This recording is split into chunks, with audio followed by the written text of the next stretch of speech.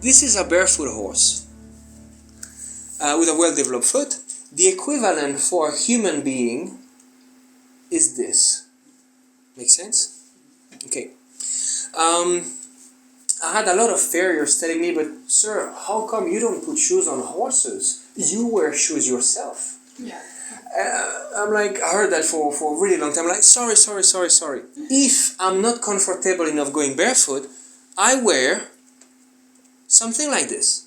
That I wear. And the equivalent for a horse is this. So absolutely, if the horse is not comfortable barefoot, we don't want to leave him in pain and discomfort. We add extra protection with hoof boots as a transition, ideally, so the horse can be in more comfort. More comfort, we maximize movement, so we maximize stimulation, so he starts building a stronger foot or a well-developed foot. If the boots can get the horse to move more, we're happy. Now, what will be the equivalent of this for humans? This?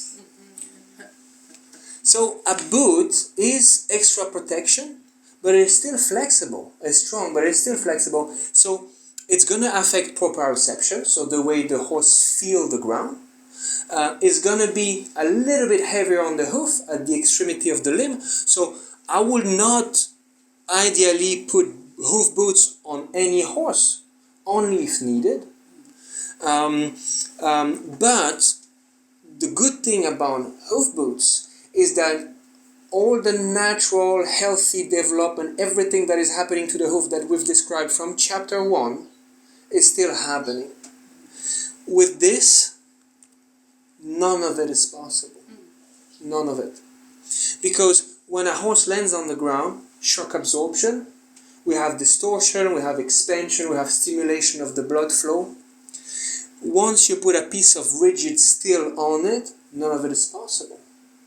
So shoeing with steel shoes turns the horse, who is a mammal, into some sort of fly with an exoskeleton or a reptile. The periphery is loaded, not the center of the foot, and that's why we start with the first chapter about mammals. And one last thing I want to show you here is going to be very obvious. This is a horse that is barefoot landing on the ground. Very, very clear which part of the hoofs are being stimulated. What happened there? What is this animal?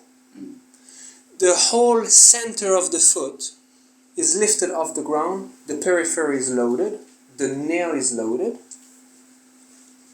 How do you want the horse to develop a healthy foot like that? It's not possible.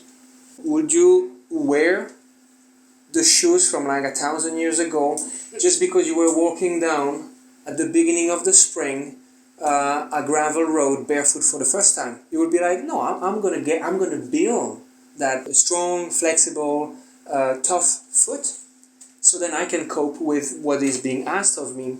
If you put too much protection in the form of steel especially, you're never gonna develop what is needed for actually you to be comfortable barefoot.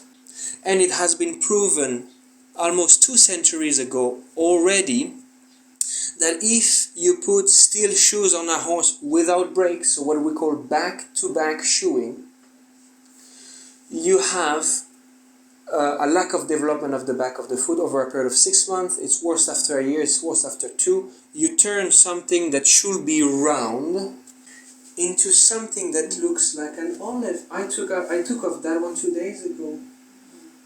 You see how the heels are close together, there's no space for the frog. And how is that frog going to get back to wide, healthy, strong? Well, no way. It's not stimulated anymore, the steel is on top of it. I think farriers are absolutely amazing at what they're doing, because nailing a piece of steel into a live, living animal is something that requires a lot of steel. Now, the question is it actually a good idea? And to me, when we think about shock absorption as the primary function of a foot, is putting a piece of rigid steel a good idea on something that is designed for shock absorption? Absolutely not. Absolutely not. And I could go on forever on all the negative consequences of steel shoes on horses, the same way we could go on forever when we look at all the good things that are happening to the foot when it's being stimulated and the horse is barefoot.